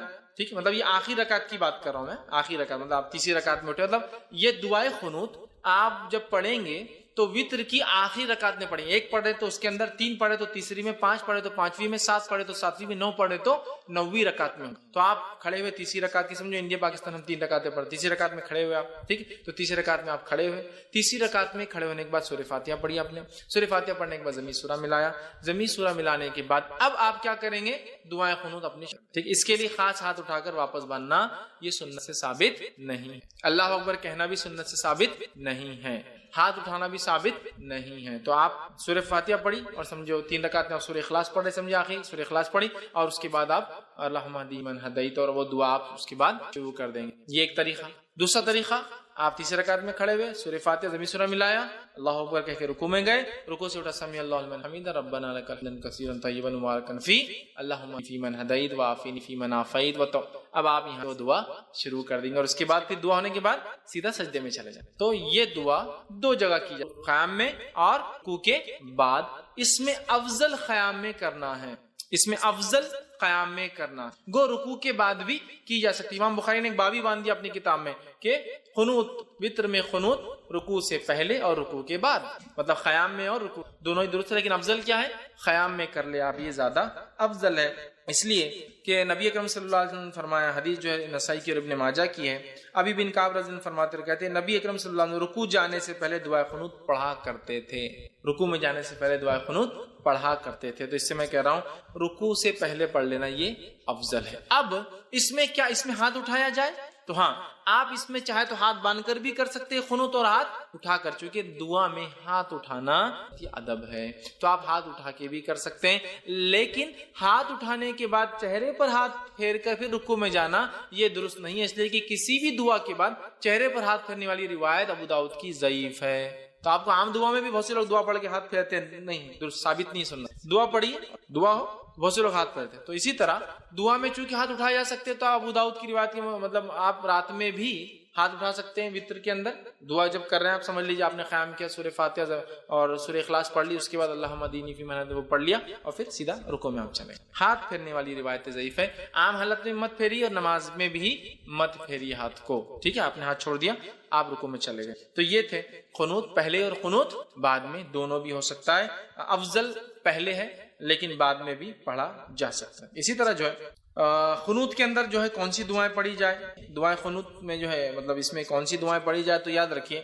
عموماً جو ہمارے پاس جو دعا چلتی ہے وہ قنوت کے لیے وہ دعا اس طرح سے ہم لوگ پڑھتے ہیں اللہم انا نستعینک ونستغفرک، وہ دعا ایک کامن ہے، لیکن جو سنت سے جو زیادہ قریب اور جو ثابت دعا ہے وہ یہ والی دعا ہے جو پڑھنی چاہیے، وہ اللہم اہدنی فیمن ہدیت وعافنی فیمن عافیت، یہ دعا زیادہ بہتر ہے۔ اور وہ اللہم انا نستعینک وہ جو دعا ہے اس کے تعلق سے ایک روایت آتی ہے کہ اللہ کے رسول وہ فجر کی قنوت میں پڑھا کرتے تھے، وتر کی قنوت میں نہیں، وتر کی دعا نہیں تھی، وہ فجر میں کرتے تھے۔ جب قنوت نازلہ آپ کبھی فجر میں پڑھتے تو یہ پڑھتے ہیں، اور جب وتر میں پڑھتے تو یہ پڑھتے، اس لیے کہ حضرت حسن کو اللہ کے رسول صلی اللہ علیہ وسلم نے یہ قنوت خود سکھایا تھا، اللہم من ہدیت والا، سمجھ رہے؟ اب بہت سے لوگوں کو یہ یاد ہوتا ہے اللہم دینا فی من ہدیت، وہ جمع کا صیغہ ہے لیکن اصل حدیث میں الفاظ دینی کے ہیں، اللہ میرے لیے ہدایت اور میرے لیے، لیکن جب وہ اجتماعی میں عالم کرتا ہے تو دینا کر دیتا ہے، اللہ ہمارے لیے، ٹھیک، لیکن اصل کے حدیث کے الفاظ تو دینی والا ہی ہے، پورا سنگولر ہی ہے وہ دعا، پلورل میں نہیں ہے وہ دعا جو سکھائی گئی، ٹھیک ہے؟ تو یہ دعا جو ہے زیادہ بہتر یہ ہے انشاءاللہ۔ اور بہت سارے علماء نے یہ بھی کہا کہ اللہم اہدنی فیمن ہدیت بھی کوئی چاہے تو پڑھ لے، اللہم انا نستعینک یہ دعا بھی چاہے تو پڑھ لے، دونوں ملا کے پڑھ لے، کوئی مسئلہ نہیں، سمجھ رہے بات کو؟ یہ بھی پڑھ لے یہ بھی پڑھ لے، دونوں میں کوئی مسئلہ نہیں۔ لیکن زیادہ جو بات پتہ چلتی ہے محدثین کے اقوال سے وہ یہ ہے کہ آپ سب وتر میں یہ پڑھتے تھے اور فجر کی قنوت نازلہ میں یہ والی اللہم انک ونستغفرک یہ دعا جو ہے فجر کی قنوت، لیکن اگر کوئی پڑھنا چاہے تو دونوں بھی ملا کر پڑھ سکتا ہے، ٹھیک ہے؟ تو میں سمجھتا ہوں دعا کی بھی وضاحت ہوگی، ایکسٹرا فائدین اس کے اندر نہیں ہے، آپ کو صرف ڈائریکٹ آپ نے کیا دعا کر لینا، ایسا کیجئے یا مطلب ہاتھ کھول کے کیجئے، ہاتھ باندھے ہوئے میں کیجئے، رکوع سے پہلے مطلب قیام میں کر لیجئے، رکوع کے بعد آپ دعا کیجئے، ساری چیزیں بہرحال ثابت ہے، اور دونوں بھی قنوت میں نے آپ کے سامنے رکھ دی۔ قنوت چونکہ دعا ہے، دعا ہاتھ اٹھائی جا سکتی ہے، اور یہ قنوت زیادہ قریب ہے سنت سے، لیکن یہ بات بھی پتہ چلتی ہے کہ آپ نے فجر میں وہ پڑھا، لیکن کچھ علماء لکھتے ہیں دونوں بھی درست ہے پڑھ لینے میں انشاءاللہ، کیوں حرج نہیں، اس لیے کہ یہ قنوت ہے اور قنوت دعا ہے، آپ کبھی پڑھ سکتے ہیں، تو لہٰذا وہ کہتے ہیں دونوں پڑھ لو، کوئی مسئلہ نہیں ہے، ٹھیک ہے؟ تو یہ تھا اس کا طریقہ اور دعا۔ اب اسی طرح جو ہے دعائے قنوت ہمیشہ مانگنا ضروری نہیں ہے، کوئی اس کا پارٹ نہیں، آپ کر سکتے تو کیجئے، نہ بھی کرنے سے انشاءاللہ کوئی فرق نہیں ہوتا۔ اب اسی طرح جو ہے یہ تھا وتر کی رکعتیں، اس کا طریقہ، اس کی اہمیت اور اس کے تعلق سے کچھ باتیں، ہو سکتا ہے کچھ باتیں بچ گئی ہو تو سوال جواب میں انشاءاللہ میں اس کو کور کروں گا۔ اب آئیے تہجد کی طرف، تہجد کے تعلق سے کچھ باتیں دیکھ لیتے۔ سب سے پہلے تہجد کی فضائل میں دیکھیے قرآنی آیت بھی اور احادیث بھی موجود ہے، اتنا وقت نہیں کہ میں تمام چیزیں لوں، مختصر رکھتا ہوں آپ کے سامنے۔ سب سے پہلی چیز تو اللہ رب العزت سورہ بنی اسرائیل، یہ سورہ اسراء سورہ نمبر 17 آیت نمبر جو ہے 79 کے اندر فرماتا ہے، 79 کے اندر فرماتا ہے، کہتا ہے وَمِنَ اللَّيْلِ فَتَهَجَّدْ بِهِ نَافِلَةً لَكَ، اللہ فرماتا ہے کہتا ہے اور رات کو تہجد پڑھو، یہ آپ صلی اللہ علیہ وسلم کے لیے نفل ہے، آپ اے نبی رات میں تہجد پڑھا کرو، یہ آپ کے لیے نفل ہے۔ عَسَىٰ أَن يَبْعَثَكَ رَبُّكَ مَقَامًا مَحْمُودًا، ہو سکتا ہے اللہ اس کے ذریعے آپ کو مقام محمود پر پہنچا دے، ٹھیک ہے؟ تو اس لیے کہ قرآن سے پتہ چلتا ہے کہ تہجد کا ذکر قرآن میں اور اس کی بڑی اہمیت ہے، اس کو پڑھنا چاہیے۔ اسی طرح دوسرے مقام پر سورہ بنی اسرائیل میں اللہ نے آگے فرمایا، کہا بے شک اللہ سے ڈرنے والے متقی لوگ باغوں اور چشموں میں ہوں گے، وہاں ان نعمتوں کو پائیں گے جو ان کا رب انہیں دے گا، بے شک وہ اس سے پہلے نیکوکار پروردگار تھے وہ راتوں کو بہت کم سوتے تھے اور بوقت سحر اللہ تعالیٰ سے بخشش طلب کرتے تھے. رات کو اٹھ کر، مومنوں کی صفت ہے، رات کو اٹھ کر اپنے رب سے بخشش طلب کرتے تھے، اس لیے کہ رات کا آخری پہر وہ پہر ہوتا ہے جس میں اللہ رب العزت آسمانی دنیا پہ نزول کرتا ہے اور ایک ندا اور آواز لگائی جاتی ہے. یہ صرف رمضان کے لیے خاص نہیں ہے، سارے سال ہوتا ہے کوئی مدد کا طلب کرنے والا میں معاف کرنے والا ہوں، ہے کوئی مانگنے والا میں دینے میں. صحیح مسلم کی روایت ہے. بہت سی بار یہ رمضان میں لوگ پیش کرتے ہیں روز کی، اور بہت سی بار یہ روایت کو لوگ شب برات کے لیے پیش کرتے ہیں. یہ روز کی ہے. روز اللہ آسمانی دنیا پہ فرسٹ جس کو کہیں گے اسکائی پر آتا ہے اور ایک ندا آواز لگائی جاتی ہے کوئی مانگنے والا. تمہیں سمجھ رہے بات؟ تو بہرحال اس کا تذکرہ قرآن میں بھی ہے. احادیث کے اندر جو ہے صحیح مسلم کی روایت میں آتا ہے نبی اکرم صلی اللہ علیہ وسلم کے تعلق سے کہ جو ہے نبی اکرم صلی اللہ علیہ وسلم سے پوچھا گیا کہ فرض نماز کے بعد کون سی نماز سب سے افضل. نبی اکرم صلی اللہ علیہ وسلم نے کسی نے سوال کیا فرض نماز کے علاوہ سب سے افضل نماز کون سی؟ اس کا مطلب دوسرے الفاظ میں نفل عبادتوں میں سب سے افضل عبادت کون سی؟ فرض نماز کے بعد سب سے افضل عبادت مطلب کیا ہوا؟ نفل نمازوں میں سب سے افضل نماز. تو آپ نے فرمایا اور کہا آدھی رات کے بعد نماز یعنی تہجد. آدھی رات کے بعد پڑھی جانے والی نماز کا پڑھنا یہ سب سے افضل عبادت ہے فرض نمازوں کے بعد. تو اگر فرض کے علاوہ کوئی انسان کچھ کرنا چاہتا ہے سب سے افضل کام تو وہ کیا کرے؟ تہجد کا اہتمام کرے. تہجد کا اہتمام بڑی اہم بات ہے اور ہمیں چاہیے کہ ہم کوشش کریں ہم لوگ تہجد کا بالخصوص اہتمام کریں. تو اس حدیث سے پتہ چلا سب سے افضل نماز فرض کے بعد سب سے افضل نماز نفل میں یا سب سے افضل عبادت نفل عبادتوں میں کون سی ہے؟ تہجد کا ادا کرنا. اور اس تہجد کے بعد یہ پڑھا جاتا ہے کیا؟ وتر، جو میں نے پہلے لے چکے ہیں. ہم لوگ پہلے پڑھ لیتے وتر عشاء کے بعد، عام طور سے تہجد نہیں پڑھتے لوگ، یہاں بس عشاء کی بات کا اس لیے اس کو پہلے رکھا، حالانکہ وہ اس کے بعد آتی. اب آئیے جو ہے ایک اور روایت میں اس طرح سے آتا ہے، ابن حبان اور مسند احمد کی روایت ہے. ابو ہریرہ رضی اللہ عنہ اس کے راوی فرماتے ہیں ہر کس و ناکس مسلمان کو سلام کہو، غریبوں کو کھانا کھلاؤ، صلہ رحمی کرو اور راتوں اٹھ کر جو ہے اس وقت نمازیں پڑھو جبکہ لوگ سوئے ہوئے ہوں، اس طرح تم آرام سے جنت میں داخل ہوں گے. ابو ہریرہ رضی اللہ عنہ نے ایک مرتبہ پوچھا اللہ کے رسول میں جنت میں آرام سے کیسے داخل ہوں؟ آپ نے بتا دیا اور کہا کیا کیا کرو جنت میں جانے کے لیے آسانی سے. پہلا کام مسلمان کو سلام کرو، غریب کو کھانا کھلاؤ، رشتوں کو جوڑے رکھو، رات کو اٹھ کر نماز پڑھو جبکہ لوگ سوتے رہتے ہیں، تم آسانی سے اور آرام سے جنت میں چلے جاؤں گے. تو آسانی سے اور جنت میں جانے کے راستوں میں سے ایک راستہ تہجد کا پڑھنا ہے، کھانے کا کھلانا ہے، لوگوں سے رشتہ دار تعلقات قائم کرنا ہے، اور کس اور ناکس جس کو بھی کسی کو بھی سلام. اور یہاں الفاظ دیکھیے ہر کس و ناکس، بڑی اہم چیز، مطلب ہر کسی کو. ہاں بس کیا ہوتا ہے سلام کرتے ہیں اسٹیٹس کے حساب سے، بہت مالدار ہے تو سلام.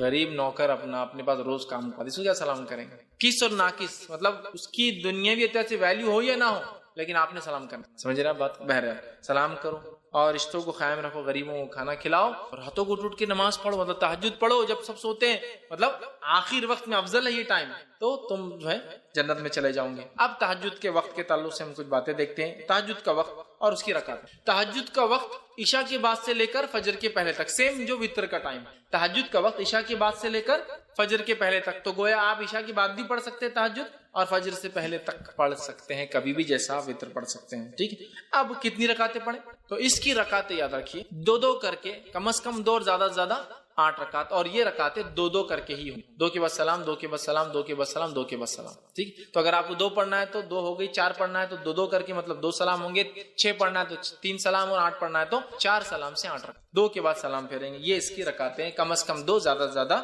آپ جو ہے 8 رکعتیں اس کی پڑھ. ٹھیک. اب جو ہے یہ کب پڑھ سکتے ہیں؟ تو اس کے تعلق سے میں نے جو آپ سے کہا یہ کبھی بھی پڑھ سکتے ہیں. اس تعلق سے ایک روایت آتی ہے، یہ روایت جو ہے صحیح بخاری اور صحیح مسلم کی ہے. نبی اکرم صلی اللہ علیہ وسلم کے تعلق سے آتا ہے اور روایت میں آتا ہے رات کے جس حصے میں تم چاہو نبی اکرم صلی اللہ علیہ وسلم کو نماز پڑھتے ہوئے دیکھ سکتے ہو، اور جس حصے میں چاہو آپ کو سوتے ہوئے دیکھ سکتے ہو. مطلب آپ صلی اللہ علیہ وسلم اس نماز کو رات کے کسی بھی حصے میں پڑھتے ہیں. صحابی کہتے کبھی ہم کو آپ پڑھتے ہوئے دکھتے، کبھی نہیں دکھتے، کبھی عشاء کی بات دکھتے، کبھی بیچ میں دکھتے، کبھی آخری رات میں دکھتے. جس حصے میں چاہو آپ نماز پڑھتے ہوئے دکھتے ہیں، جس حصے میں چاہو آپ سوتے ہوئے دکھتے ہیں. مطلب کبھی ایک وقت نماز پڑھتے ہیں ایک حصے میں، دوسرے دن اس حصے میں نہیں پڑھتے، کبھی اور پڑھتے ہیں. تو ایک بار آج سمجھ لیجیے مثال فار ایگزامپل 1 بجے آپ جاگتے ہوئے دکھ رہے ہیں تو کل 1 بجے جاگتے ہوئے نہیں دکھیں گے. تو ایک حصے میں دیکھو تو نماز پڑھتے ہیں، ایک حصے میں دیکھو تو آپ نماز نہیں پڑھتے ہیں. مطلب آپ صلی اللہ علیہ وسلم عشاء کی بات سے لے کر فجر تک اس کو پڑھا کرتے ہیں. اسی طرح صحیح بخاری کی روایت میں عائشہ فرماتی اور کہتی ہیں کہ آپ صلی اللہ علیہ وسلم اس وقت قیام فرماتے ہیں جب مرغ کی آواز سنتے. مطلب نبی اکرم صلی اللہ علیہ وسلم اس کو ہر وقت پڑھتے، لیکن خاص طور سے کب پڑھتے؟ رات کا تیسرا پہر. اور مرغ یاد رکھیے رات میں لاز بالکل سحر کے وقت آواز دیتا ہے، اور آپ سے کی حدیث ہے جب مرغ بانگ دے تو اسے برا مت کہو، اس لیے کہ وہ تو فرشتوں کو دیکھ کر بانگ دیتا ہے. لہٰذا جب مرغ بانگ دے تو اللہ سے دعا کرو، اس لیے کہ اس وقت فرشتے حاضر ہوتے. اور مرغ یاد رکھیے کبھی بھی، وہ شروعات میں تو کبھی بھی دیتا ہے وہ، لیکن جب سیکھ لیتا ہے تو وہ آپ دیکھیں گے رات میں سے یا کم از کم وہ سحر کے وقت شروع کرتا ہے تو فجر کے پہلے تک دیتا ہے. وہ شروع ہوتا ہے کیا مرغا بانگ دے دے کہ بور کر رہا ہے نا، وہ بور نہیں کر رہا، وہ آپ کو اشارہ کر رہا ہے کہ اب فرشتے آنے کا وقت ہے، فرشتے آ رہے ہیں، دیکھو آ رہے ہیں، اعلان ہو رہا ہے، اب جا رہے ہیں نا. جیسا کوئی بڑا منسٹر ہے آپ کے گھر اور آپ کو کسی نے بلایا نا گھر پہ، کتنا آپ کو برا لگے گا، میں نے بلایا ربا نے، دیکھو مل لی خود ہی منسٹر صاحب سے اور فلاں ہو گیا. تو فرشتے حاضر ہوتے ہیں نا، ان کی حاضری کا وقت ہے. تو مرغ تو اعلان کر رہا ہے بھائی آ جائیے، الارم ہے، اس کے فائدہ اٹھا لیجیے. تو بہرحال اس کو برا مت کھو، فرشتوں دیکھ کر بانگ لانا، ٹھیک ہے. بہرحال تو آپ سننا خاص طور سے آخر وقت میں پڑھتے تھے، لیکن پڑھا کبھی بھی جا سکتا ہے، ٹھیک ہے. اور آخر وقت میں کیوں پڑھنا چاہیے اس کو افضل میں نے کیوں کہا؟ آئیے اس تعلق سے صحیح ستہ کی ہر کتاب میں، بخاری، مسلم، ابو داؤد، نسائی، سنن ابن ماجہ، ترمذی، سب میں آتی روایت. حدیث کے الفاظ ہے جب رات کا تہائی حصہ باقی رہ جاتا ہے، 1/3، اس لیے میں نے کہا تہائی، تیسرا حصہ، تہائی حصہ باقی رہ جاتا ہے تو جو ہمارا بزرگ اور برتر پروردگار اللہ تعالیٰ آسمانی دنیا یعنی پہلے آسمان پر اترتا ہے اور کہتا ہے، ایک ندا لگائی جاتی ہے، کوئی مجھ سے دعا کرنے والا ہے میں اس کی دعا قبول، کوئی سوال کرنے والا ہے میں اس کا سوال پورا کروں، کوئی ہے جو بخشش چاہتا ہے میں اس کو بخش دوں گا. ٹھیک ہے، یہ آواز لگائی جاتی ہے اور یہ آواز ہر روز رات کے تیسرے پہر ندا اور آواز لگائی. سبحان اللہ. یہ کوئی شب برات کے لیے خاص نہیں ہے اور یہ کوئی رمضان کے لیے خاص نہیں، ایوری نائٹ، ہر رات ہم اللہ سے دعا کر کے منوا سکتے اپنے رب کو، اس لیے کہ اللہ سے بہت قریب ہے پہلے آسمان، اور آواز لگاتا ہے بھائی میں خاص سن، بتاؤ ہے کوئی مانگنے. تو یہ بہت خاص وقت ہے اور میں نے دیکھا ہے بہت سارے لوگوں نے اس کا تجزیہ کیا ہے، ان اوقات میں مانگی گئی دعا کبھی رد نہیں، کیونکہ اسپیشلی آدمی اٹھ کر یہ دعا کرتا ہے اور اللہ نہیں ہونے والے کام بھی لوگوں کے. بہت سارے لوگ بولتے دعا کب کرنا، ہم نے افضل وقت کیا ہے، تو میں کہتا ہوں رات کے تیسرے پہر اٹھیے، تہجد کی نماز پڑھیے، وتر قائم کیجیے اور پھر اپنے رب سے دعا. یہ سب سے بہترین وقت ہے اللہ کو سنانے کا، اس لیے کہ اللہ خود اس وقت کہتا ہے کوئی مجھ سے مانگنے والا میں دینے بیٹھا ہوں، ہے کوئی سوالی میں اس کے سوال کو پورا کروں گا، ہے کوئی مغفرت کا طلب کرنے والا آج مغفرت. تو ایوری ڈے ہمارے لیے مغفرت کا دن ہو سکتا ہے اگر ہم فائدہ اٹھانا. اسی طرح جو ہے نسائی کی روایت ہے، سنن نسائی کی، مستدرک حاکم کی ہے کہ نبی اکرم صلی اللہ علیہ وسلم فرماتے ہیں کہ رات کے آخری حصے میں بندہ اپنے رب کے سب سے زیادہ قریب ہوتا ہے. کیوں سب سے زیادہ قریب ہوتا ہے؟ کہ ان کا رب پہلے آسمان پہ آ جاتا ہے تو بندہ سب سے، ایسے تو بندہ ہمیشہ اللہ سے قریب ہے، اس کا رب اسے سنتا ہے، لیکن یہ اور قربت کا وجہ ہے کہ اللہ رب العزت پہلے آسمان ہے نا، قربت اور نزدیک ہو جاتی ہے، اس لیے خوب مانگنا چاہیے. صحیح بخاری اور صحیح مسلم کی روایت آپ نے فرمان کہا اللہ تعالیٰ کو سب سے محبوب نماز داؤد علیہ السلام کی نماز ہے. آگے ان کی نماز کی کیفیت بیان کرتے فرماتے اور کہتے ہیں وہ رات کے نصف حصے سوتے، ہاف پارٹ جو سوتے تھے، اور تہائی رات نماز پڑھتے تھے، 1/3 نماز پڑھتے تھے، ہاف سوتے تھے، 1/3 جو ہے مطلب ہاف مطلب 50% سوتے تھے، 33% نماز میں ڈالتے تھے جو فرماتے ہیں، اور تہائی رات نماز پڑھتے تھے اور پھر رات کا چھٹا حصہ پھر سوتے تھے، اور اس کے بعد پھر 6th پارٹ سوتے بھی تھے. اس کا مطلب پہلے اٹھے سوئے ہاف پارٹ، پھر اٹھے، پھر نماز قائم کی اور پھر سو جاتے ہیں. تہجد میں ایسی ہوتا ہے نا، اگر ہم تہجد کے لیے اٹھتے ہیں اور فجر کو ٹائم ہوتا ہے تو اگر ہم اٹھتے ہیں تہجد کیا تھوڑا وقت ہوتا ہے ہم سو، تو یہ آپ فرماتے داؤد علیہ السلام کی نماز سب سے بہترین تھی، اور وہ کیا تھی، ہاف سوتے تھے، پھر 33% وہ کرتے تھے اور 1/6 پھر سو جاتے تھے، اس کے اندر تھوڑا ٹائم باقی سوتے تھے. ٹھیک ہے. اسی طرح جو ہے نبی اکرم صلی اللہ علیہ وسلم کے تعلق سے آتا ہے، صحیح بخاری اور صحیح مسلم کی متفق علیہ روایت ہے، رمضان یا کسی دوسرے مہینے آپ 11 رکعتوں سے زیادہ نماز نہیں تھے، 11 رکعت، 8 رکعت تہجد اور 3 رکعت وتر. تو 8 رکعت تہجد کی، 2 کم از کم اور زیادہ سے زیادہ آپ 8 رکعت جو ہے پڑھ سکتے. ٹھیک. اب اسی طرح جو ہے بہت سارے لوگ تہجد کے معاملے میں غلط فہمی یہ رکھتے ہیں کہ تہجد کو کبھی کبھار نہیں پڑھنا چاہیے، اگر پڑھے تو ہمیشہ کنٹینیو کر جائے، نہیں پڑھے تو تہجد بدوا دیتی. پھر تو بہت سارے لوگ بولتے ہیں دیکھو تم پڑھ رہے ہو تو کمپلیٹ پڑھتے رہنا، نہیں تو نہیں پڑھنا. ابھی مصیبت پریشانی ہوتی ہے تو آدمی جب پڑھتا ہے، کبھی نہیں ہوتی تو نہیں پڑھتا ہے. اللہ تعالیٰ توفیق دے ایک الگ بات ہے، لیکن سب کو یہ نماز کی مکمل توفیق نہیں ہوتی ہے، چونکہ ویسے فرض ہے بھی نہیں، بڑی افضل ہے اپنی دعائیں منگوانے کے لیے، منانے کے لیے رب کو، وہ تو ہے، لیکن یہ غلط فہمی کی بنیاد پہ نماز مت. بہت سے لوگ تہجد کی نہیں پڑھتے، سو کے اٹھنا ضروری ہے. اب روز تو میں جاگتا نہیں ہوں، آج جاگ لیا تو تہجد پڑھوں گا، تو بولتے نہیں آج نہیں پڑھ سکتے، کیوں، خاص تھوڑی اٹھے تم، سمجھ رہا؟ ایسا نہیں میرے بھائی، اگر میں روز نہیں پڑھ سکتا ہوں لیکن آج جاگ گیا ہوں تو کتنا اچھا موقع ہے نا. پلس کیا تیسرے پہر میں پڑھنا ضروری نہیں، عشاء کی بات پڑھ لیجیے آپ. مجھے لگتا ہے میں تہجد میں نہیں اٹھ سکتا ہوں، عشاء کے بعد میں نے تہجد کی 8 رکعت پڑھی، 3 وتر پڑھی، تو یہ بھی کر سکتا ہوں، سمجھ رہا؟ تو ضروری نہیں کہ آپ کنٹینیو رکھیں، ضروری نہیں ہے کہ آپ آخر وقت میں پڑھیں، جب سہولت ہو، جیسے سہولت آپ پڑھیں. اور بہت ساری غلط فہمیاں ہوتی ہے کہ نماز کو پڑھ کے چھوڑے تو عذاب آ جاتا، لعنت برستی، کام ہو گیا تو پھر واپس خراب ہو جاتا، اس لیے کہ تم نے تو اللہ کو خوش کر دی رات میں اٹھ کے بعد تھوڑے دن بعد میں. نہیں، ایسا کچھ نہیں. ہمارا رب جو ہے بندے کی نیت کو دیکھتا ہے، تو لہٰذا جتنا ہو سکے کرے. ہاں افضل یہ ہے کہ کوئی کام آپ جب شروع کرے اس کو کنٹینیو رکھے، لیکن کوئی ضروری نہیں کہ کوئی چیز کنٹینیو رکھی جا سکے، ہو سکتا ہے آپ کر پائے، ہو سکتا نہ کر پائے، تو بہرحال کوئی نہیں، تو بغیر سو کر اٹھے اس کو پڑھ سکتے ہیں، چونکہ تہجد کا معنی ہی جاگنا ہوتا ہے، سونا اس میں شامل ہی نہیں ہے۔ تو سمجھ لیجیے تھرڈ نائٹ شفٹ کرنے والے لوگوں کے لیے بڑا آسان ہے، نائٹ شفٹ ہے، چائے کا موقع مل رہا ہے تو 2 رکعت پڑھ لی اور 3 رکعت پڑھ لی، زیادہ ٹائم نہیں، کمپنی نہیں دیتی، 2 رکعت تہجد کی پڑھی، 3 رکعت وتر پڑھ لی اور دعا کریے۔ نائٹ شفٹ میں بہت سے لوگ کام کرتے ہیں، ٹریول کر رہا ہوں، رات میں جاگ رہا ہوں سواری میں، ٹھیک ہے، تو تہجد پڑھ لے سکتا ہوں ماشاءاللہ۔ اور ایک تو سفر میں ویسے اللہ مسافر کی دعا رد نہیں کرتا، اس پر جو ہے سواری میں ہوں، مطلب سہولت بھی نہیں ہے، اس پہ جاگ رہا ہوں رات میں اور دعا کر رہا ہوں اپنے رب سے، کتنی بڑی بات ہے نا۔ رب بھی پھر اللہ تعالیٰ بھی جو ہے دعاؤں کو سنتا ہے، یاد رکھیے۔ تو جو تہجد، ہاں تہجد میں نبی اکرم صلی اللہ علیہ وسلم کیسے اٹھتے وہ کیفیت بھی رکھ دیتا ہوں۔ نبی اکرم صلی اللہ علیہ وسلم رات میں اٹھتے ہیں، آنکھ کھولنے کے بعد آپ سورہ آل عمران کی آخر 10 آیتوں کو آسمان کی طرف دیکھ کر تلاوت کرتے۔ تو اگر کسی کو سہولت ہو تو تہجد کے لیے اٹھے، اٹھ کر گھر سے باہر نکلے، آسمان کی طرف دیکھے، آخر 10 آیتیں سورہ آل عمران کی تلاوت کرتے، پھر وضو کے لیے جاتے، بہت اچھے سے پرفیکٹلی وضو بناتے، وضو بنانے کے بعد آ کر کھڑے ہوتے مصلی پر اور جو ہے نماز قائم کرتے۔ مصلی بولے تو نماز کی جگہ، جہاں نماز وغیرہ آپ کے گھر میں نہیں تھی، الفاظ بتا سمجھانے کے لیے کھڑے ہوتے، اس کے بعد دو کر کے جو ہے 8 رکعتیں پڑھتے، جن کی حسن اور خوبی کی جو ہے صحابہ اور عائشہ بڑی تعریف کرتی کہ کیا حسن اور کیا خوبی ان نمازوں کی، کیا لمبے لمبے جو ہے قیام اور سجدے۔ کبھی تو آپ تہجد ایسی پڑھتے کہ قیام اور رکوع اور سجود سب ایک سائز کے، ایکول لینتھ۔ کبھی آپ نے قیام کیا رات میں تہجد پڑھی اور تہجد کے 2 رکعتوں کے اندر سورہ بقرہ، سورہ آل عمران اور سورہ نساء تلاوت کر، اور اتنا ہی لمبا سجدہ کیا اور اتنے ہی لمبے رکوع۔ تو بہرحال حسن اور خوبی سے پڑھتے 2 کر کے،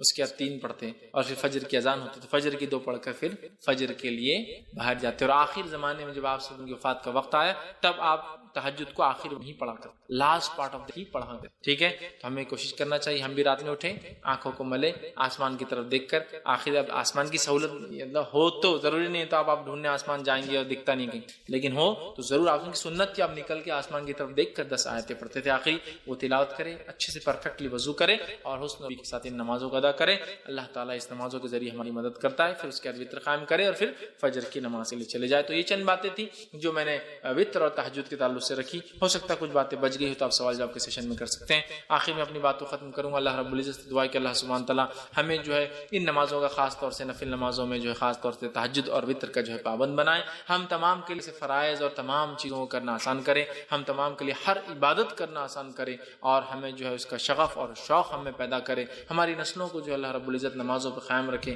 نہ صرف فرائض بلکہ جو ہے ہمیں موقدہ اور سنن اور نوافل کا جو ہے اہتمام کرنے والا بنائے، جب تک ہمیں زندہ رکھے، اسلام اور ایمان پر زندہ رکھے، خاتمہ ہمارا ایمان پر ہو۔ آخر دعوانا الحمد للہ رب العالمین، سبحان ربک رب العزت عما یصفون وسلام علی المرسلین والحمد للہ رب العالمین۔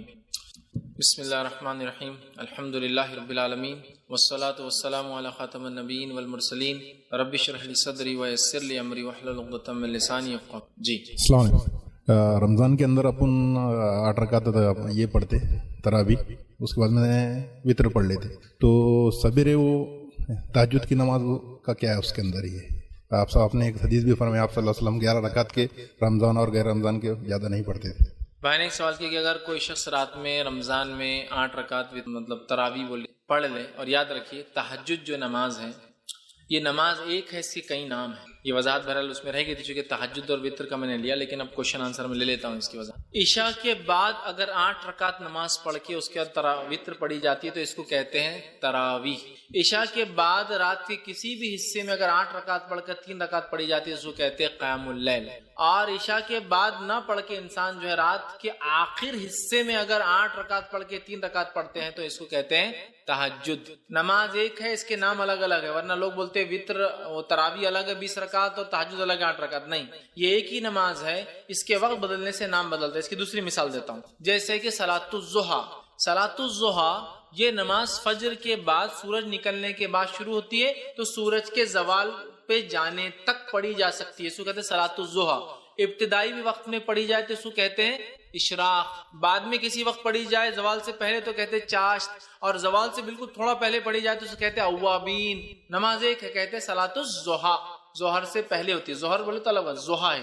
صلاۃ الضحیٰ ایک نماز ہے، 3 نام ہے اس کے وقت بدلنے سے۔ چاشت تو ویسے عربی نام بھی نہیں ہے، فارسی نام ہے، چیم ہے نہیں عربی میں، پھر بھی ہم بولتے، خیر کوئی مسئلہ نہیں بولنے۔ اسی طرح قیام اللیل جو ہے اس کے کئی نام ہیں، اگر فوراً عشاء کے بعد پڑھی جائے تو تراویح، رات کے کسی ایک حصے میں پڑھی جائے تو قیام اللیل، اور آخر وقت میں پڑھی جائے تو तहज्जुद, ठीक है। तो बहरहाल वजह तो भाई ने का सवाल है कि रात की नमाज उन्होंने अव्वल वक्त में पढ़ी, इसको तरावी कहते हैं रमजान के अंदर। अब इसके 8 रकात का 3 भी पढ़ ली तो अब तहज्जुद तो क्या, तो याद रखिए अगर आपको रात में अलग से नमाज पढ़ना है नफिल, तो 8 रकात जो आपने बाद में पढ़ी इमाम के साथ, या तो आप उसके लिए नियत नफिल की कर ले, क्योंकि नफिल नमाज जमात से हो सकती तो वो नफिल हो जाएंगी, और आप रात की वो नमाज तहज्जुद की शक्ल में रात में पढ़े, या आप जो है पहले 8 रकात पढ़ ले कि अल्लाह वो है चूंकि बाद में उठूंगा नहीं उठूंगा क्या मालूम है, पढ़ ले नियत से कि अल्लाह ये मेरी रात की नमाज, उसके बाद उठने के बाद आप नफिल पढ़ ले, ये भी एक तरीका, और उसके बाद वित्र पढ़े, या आप रात में 8 रकात पढ़ ले अपनी तहज्जुद या तरावी या क़यामुल लैल, उसके बाद 3 रकात वित्र पढ़